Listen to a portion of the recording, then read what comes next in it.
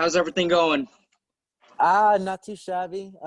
It's been busy. I just finished up a running campaign. I was running for Kansas House of Representatives of District 103, and I got 7.2% of the votes. So for a libertarian, that's not too bad, or for a third-party individual. But Right. besides that, just full-time life. I got a child that's 8 months. That keeps me busy. So being a full-time dad, and I work a full-time job and a part-time job on top of training every day. So. Just getting ready Wow. for this next fight that's going to be coming up on the 4th now. Of December? Yep, here at Interest. So Okay, nice. Yeah, I I'll tell work full time. I try to do the podcasting, and I got a 5-year-old, so I know how keep it is to it. It's super try to time. Like, juggle. yeah, juggle Yeah, trying everything, to keep going. exactly. So yeah, I saw that you were running for the Kansas House of Representatives. Have you always been into politics, or is it something new that you're trying to do? Getting my foot into the door of politics is definitely new for me. I planned it about a year ago that I wanted to do it. And I'm actually the district coordinator for the Libertarian Party of Kansas here in Wichita. So I try to talk to people, recruit people, and that forth. But no, I really wasn't ever interested in running. I just kind of always had the ideals, and my nose went for, I guess, when back in 2016, that time realm is when my nose really got into a bunch of my favorite is Ron Paul. I guess you could say he's my Morpheus when it comes to my economics and political point of views. But something that I got my foot in the door, and I definitely will be doing it again very soon on the next elections. I'll be running again in another office. I got a great platform called Liberty ICT that helps out. I got 20,000 followers on that page, surprisingly, and that happened all from me being an independent journalist, just going out and recording all the events that was going on prior to the whole COVID time, and when my first bare knuckle fight kept getting postponed. So but no, it's been an interesting ride for sure getting into politics. That's cool, man. Yeah, I noticed from looking at your Instagram that you were running for the house, and I was curious as how like the fighting and then like the politics. Like, are you gonna like if you get more into politics, are you gonna like stop fighting, or are you gonna keep fighting and do Uh, politics? I'll definitely keep both going. I wouldn't mind. I wouldn't want to stop fighting. I mean, if the time kept me away from it, which is I have full time, part time baby and all that in top, so I've always made time for it, and I don't think I'll separate myself. I was still planning to fight this December, even if I was elected. I mean, I've been going to Topeka, but I mean, I would have been a little bit busier. I probably would have stayed away from my part time job or called it 2 weeks in advance, just because I need a little extra time. And but no, I definitely keeping politics and the fighting. Those are like my two most important things for me, besides my wife and child. Literally, it's the past whole COVID has been either campaigning or training for a fight. Right. So, That's cool, man. Yeah, good luck with all that. Hopefully the next time around with the oh. elections and stuff like that.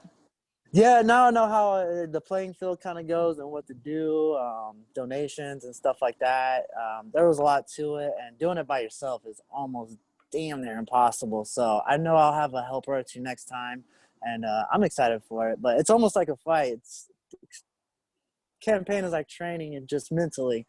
You're just like, geez, paperwork, questionnaires here, questionnaires there. And then finally it's that night of, you just don't get beat up physically in the nature. You still feel the loss. You're like, damn, I know as Right. the third party, I was not going to probably get the votes I was looking for, but still, it was exciting. And I'm looking forward to doing it again. I mean, I've lost my fights and I've still got in there and done it again. So Right. Well, glad you can keep a cool level headed about it, thank stay you. positive. So you were from the Kansas area, correct? Yep, Wichita. Born and raised? I was born here in Wichita. I moved to Orlando, Florida when I was about 10 years old. Me and my mom she decided to pack up. She got tired of winter. And we just went over and moved to Orlando. And I was raised there until I moved back to Wichita when I was 20. So about a little over 10 years ago now. And Okay. then I just kind of made my roots here. I didn't think I was, but family and fighting and friends, and well, I guess fighting, family, friends, and then family kind of came along, and the baby, and then my wife. So I don't see me leaving Wichita anytime soon. I like it here. All right. So when did you start fighting down in Orlando? Did you? No, I wanted to, but my mom at the time was like, "No, get a job. Do something that's actually gonna be productive." And I literally wasn't still being productive after high school and all that. I didn't go to college, and then I got into a little mess in Orlando to the point where my mom was like, "All right, either take your ass to your dad's and back to Wichita, or get kicked out of the house here," because she kind of got fed up with me. I was a little shithead back in that time, and I decided, well, I'll go to Wichita and see how it is over there. I mean, coming from Orlando to Wichita, you think, why would you ever do that? But Orlando, I mean, if you don't have the money to spend to do things, it's just like Wichita. You ain't gonna do squat besides walk around, hang out, drive around. But no, I got into it when I got here in Wichita. I was just about a little over 225 in weight, and I decided to walk into an MMA gym one time and fell in love with it ever since. I never really picked up a weights to be, because I was more of a bodybuilder type, I guess you could say. Well, more of a gut and just lifted heavy weights and thought I was a bodybuilder. But no, I started training here about 10 years ago at Wichita Jiu-Jitsu Club. Okay, so you're still fairly kind of new. I mean, 10 years is still a long time, but like you haven't been doing it since childhood. No, I was a nerd throughout my childhood. I mean, I grew up playing Nintendo 64. I battled Yu-Gi-Oh cards, Pokemon cards. The most Now, athletic thing I ever did was I guess you could say I played a high school football for 1 year, but I was literally just the hitting dummy for practice, it felt like at times, or I was allowed just to tackle. As I played inside linebacker and specialty, but besides that, I never did really anything kind of physical in that nature. And besides lifting weights, and that's not really physical. So I just wanted to put myself a little bit more to a test, and I guess you could say that just kind of grew on me. And over time, I just fell in love with it more and more through the years. And I guess I would say Brazilian Jiu-Jitsu. I really wasn't into MMA at first. It was more of, I guess you could say, kickboxing. And then about 2 months into that, I looked into Jiu-Jitsu at the gym. And like I said, I was about 225 at the time. A guy that was about 160, 155 at the time just rolled me up like a fruit roll-up and pretzeled everywhere. So, and after that, I was like, all right, I want to learn this game of jiu-jitsu. And then that's what progressed me to going to MMA. okay, interesting. Yeah, that's cool. So you actually had a couple fights in Bellator. You also did Victory and what was the other one that you also fought in? Done a Shamrock Uh, FC a couple times and a Fighting yeah. Evolution Championship. Okay. So like what made you get into like actually try to like go into an octagon and all that as opposed to just training in the MMA? What gave you the push? Uh, being, I mean, I wouldn't say age would do it, but I was a little bit younger. Didn't really have squat at the time to lose. I wasn't in college. I literally was training almost full time because I was trying to get my foot in the door at the gym, and I just started being there every day, mopping the floors, and then it went from mopping the floors to like teaching a fitness class here and there from that I've been along for after about 6 months. But I mean, what really kind of pushed me and got me into it was just, I guess, more of the challenge. I was really good, and I felt good with my jiu-jitsu as being a white belt at the time.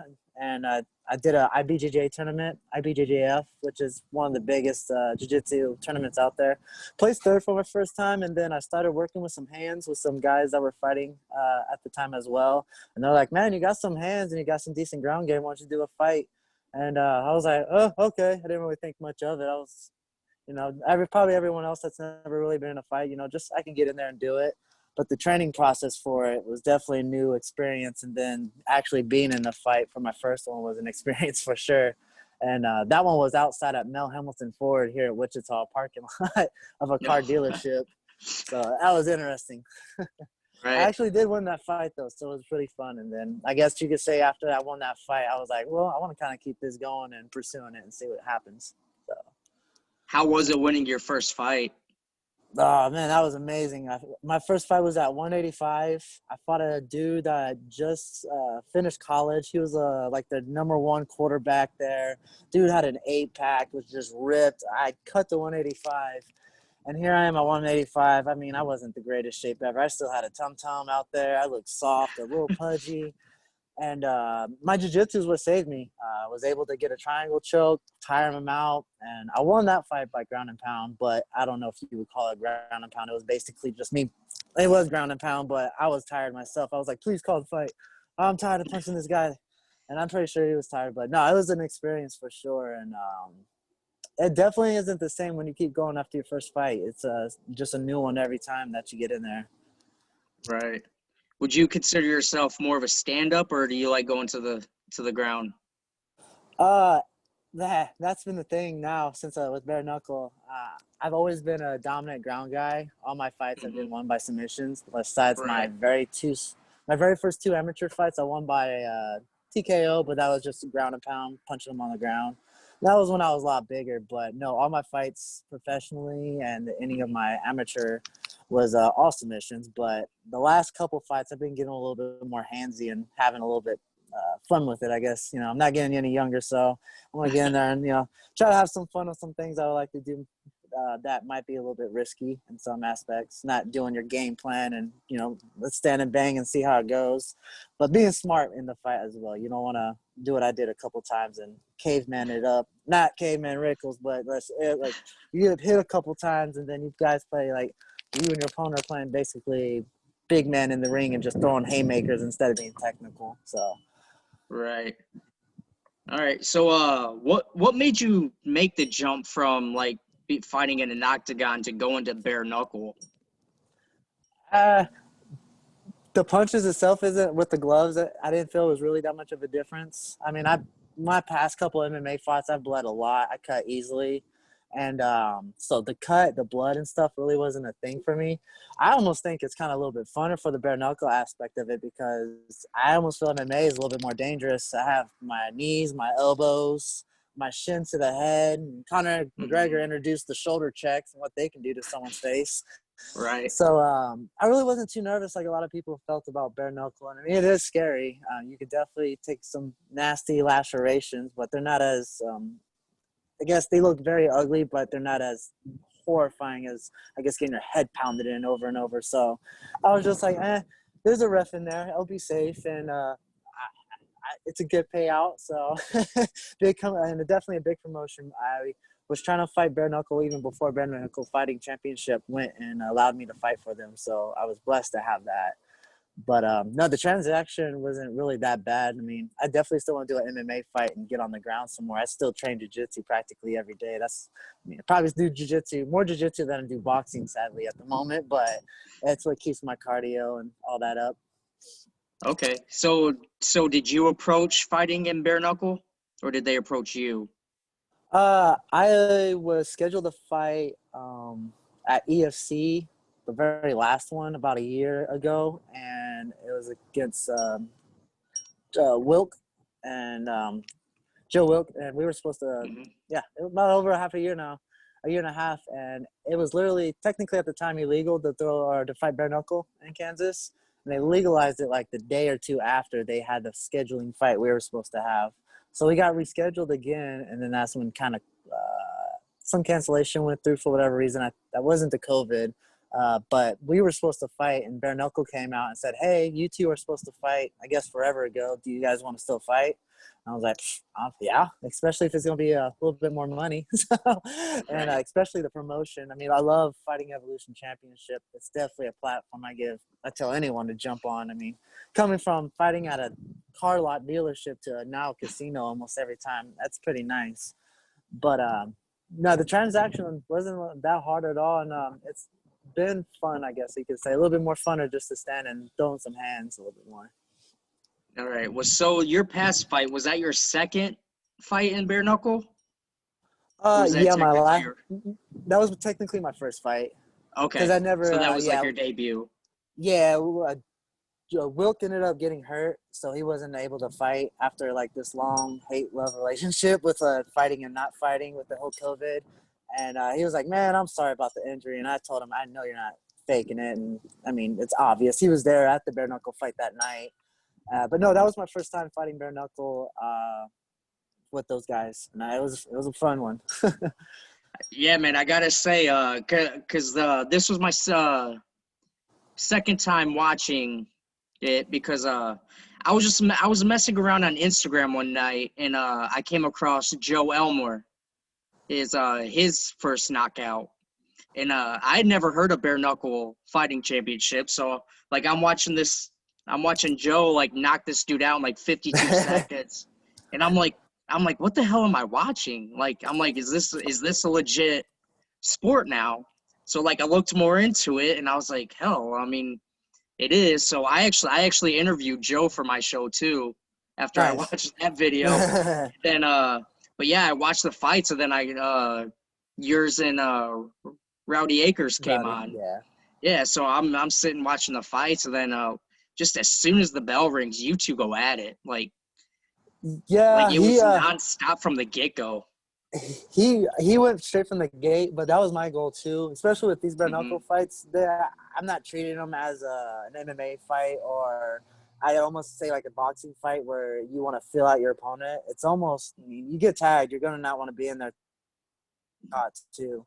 So my goal was actually to be out the gate and right out in his face too, but he kind of got to the punch a little bit before me, but I felt good and controlled when when the flow started going and punches were flying. It was like, all right, basics, keep your hands up and move in.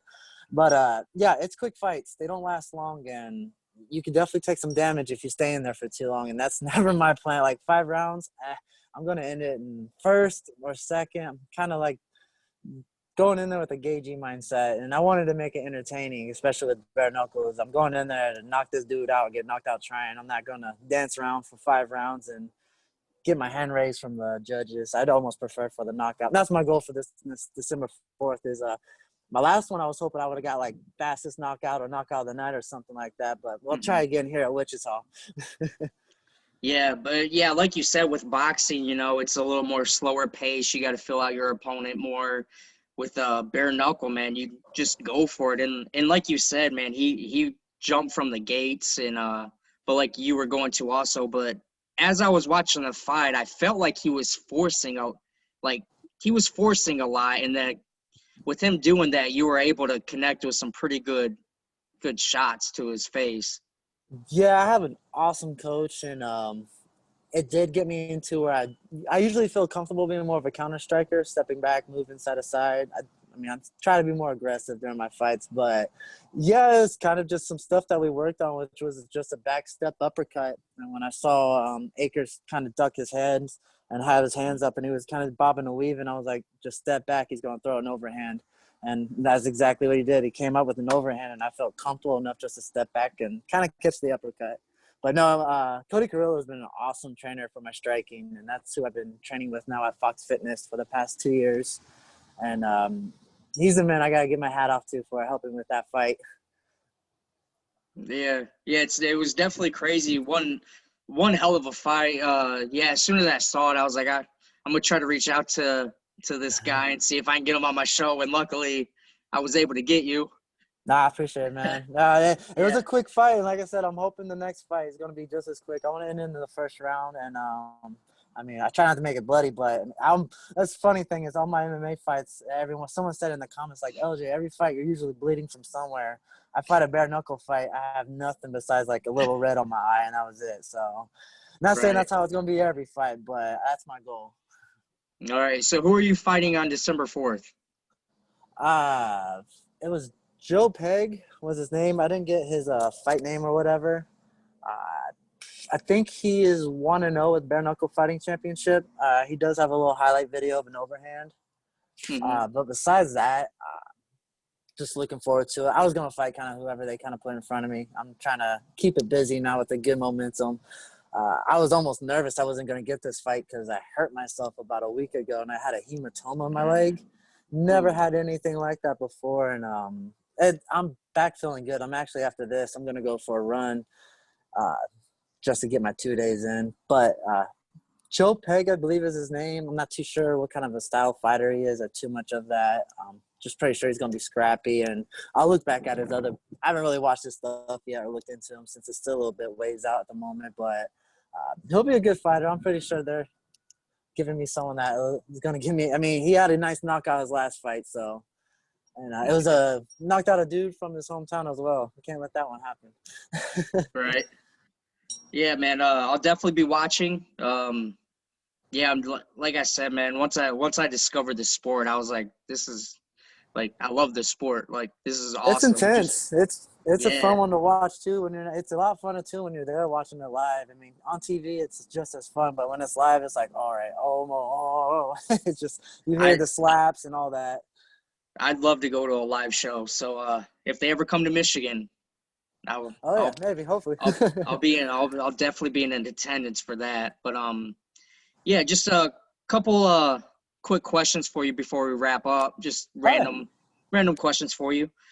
So during training, you obviously got to watch what you eat and everything, but like just how everyone trains, that you get a cheat day. What's your favorite cheat meal?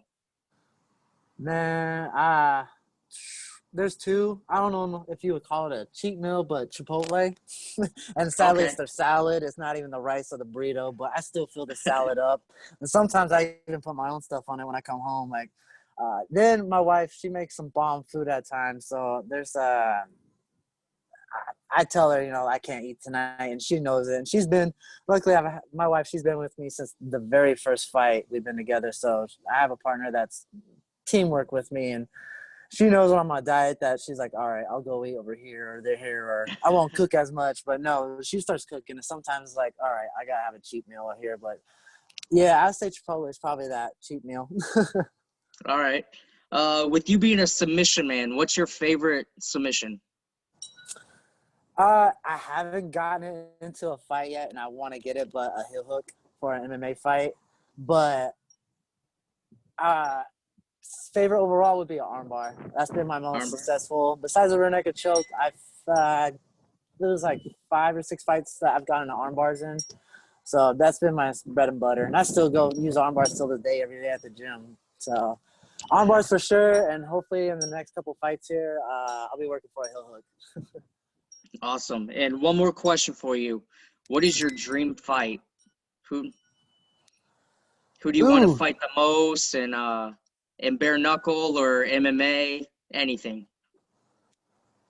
Dang. I don't want to call out people around town because there's a couple people that might want to fight. And it's like, hey, they're doing money over here than just hate someone. But no, that's a good-ass question.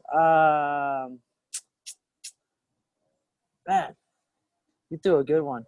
If it came from the UFC, I'd give McGregor a shot. I mean, I'm almost a little with the beard game, but I wouldn't mind throwing hands with him. I mean, I think it'd be fun probably throwing some hands with some local guys. Like, I was looking forward to Joe Wilk. He would have been my number one, but I wouldn't mind giving David Rickles a run for his money.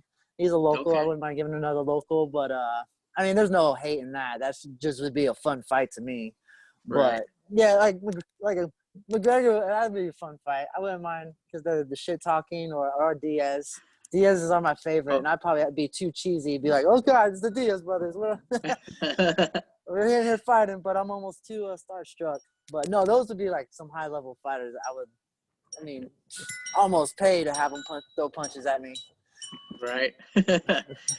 That's awesome. I'd like to see you fight McGregor. I think that yeah. I definitely tune in for that one. I go for the old school rear naked choke. That Sunday kids jiu-jitsu class. Right. Those kids are mean too, so you'll learn quickly if you teach kids class how brutal they can get.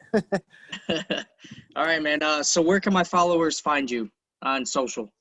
I'm on Facebook. You can check me out, LJ MMA. It's usually that quickest way to pop me up. I'll be on there. You can also follow me on a page called Liberty ICT. I do keep my it's more political, but I do post a lot of fights because it's just me on that page. It's kind of my own stuff. But yeah, definitely find me on Facebook, Hermreck MMA. It's Hermreck. Always try to spell it out because it's definitely kind of a last name that gets confusing. But Right. that would be the main spot to find me. Or there's some YouTube videos out there, but don't look at those. Those are kind of ugly, especially from like 5 or 6 years ago. All right, man. So, LJ, thanks for coming on. Appreciate you having me on, man. Seriously. Yeah, no, of course, anytime, and good luck with your training, and good luck on December 4th. I'll definitely tune in to watch you get that W. Definitely, man. I appreciate it. All right, man. Have a good run. Yeah, thank you. All right, man. Have a good night. Peace.